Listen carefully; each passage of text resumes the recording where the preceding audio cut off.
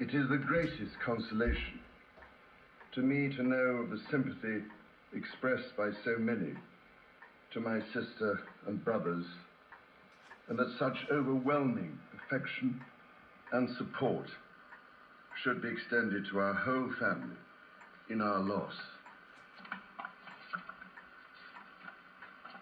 To all of us as a family, as to this kingdom and the wider family of nations of which it is a part, my mother gave an example of lifelong love and of selfless service.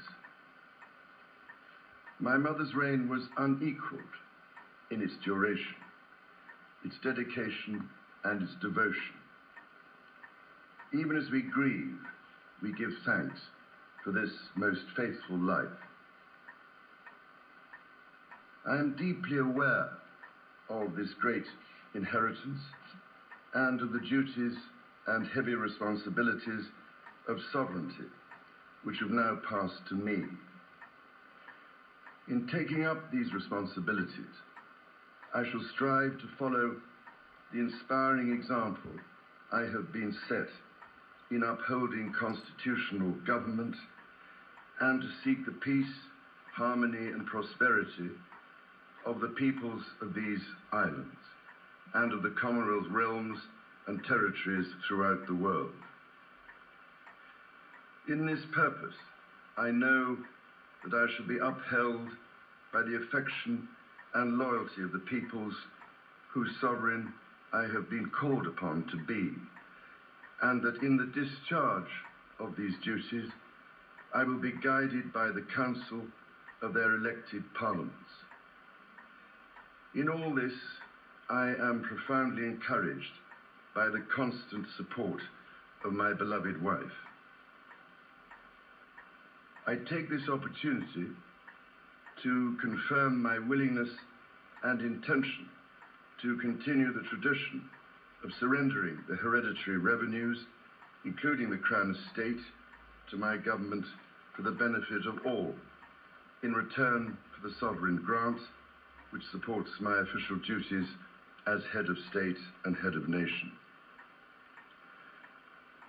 And in carrying out the heavy task that has been laid upon me, and to which I now dedicate what remains to me of my life, I pray for the guidance and help of Almighty God. I have with humble duty to crave your Majesty's permission for the publication of your gracious speech. Approved. Concerning the security of the Church of Scotland.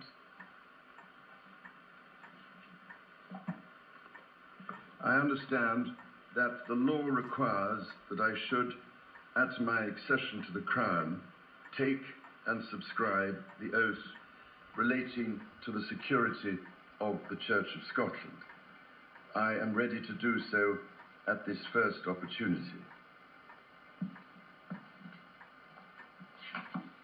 I, Charles III, by the grace of God, of the United Kingdom of Great Britain and Northern Ireland, and of my other realms and territories, King, Defender of the Faith, do faithfully promise and swear that I shall inviolably maintain and preserve the settlement of the true Protestant religion as established by the laws made in Scotland in prosecution of the claim of right, and particularly by an act intituled An Act for Securing the Protestant Religion and Presbyterian Church Government, and by the acts passed in the Parliament of both kingdoms for union of the two kingdoms, together with the government, worship, discipline, rights and privileges of the Church of Scotland.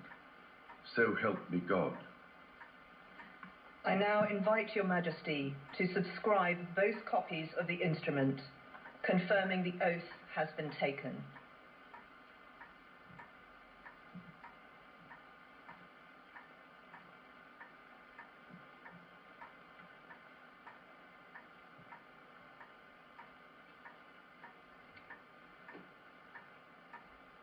King Charles there has now taken his seat at the table to formally sign the oath that he has proclaimed relating to the security of the Church of Scotland. Lots of formal roles that King Charles now takes on.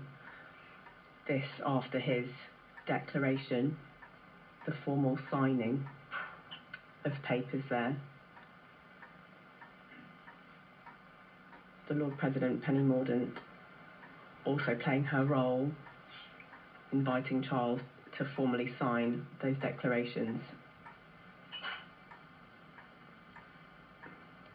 I now invite the witnesses to His Majesty's oath to sign both copies of the instrument. King Charles's witnesses are William, now the Prince of Wales, and Camilla, the Queen Consort, standing behind him.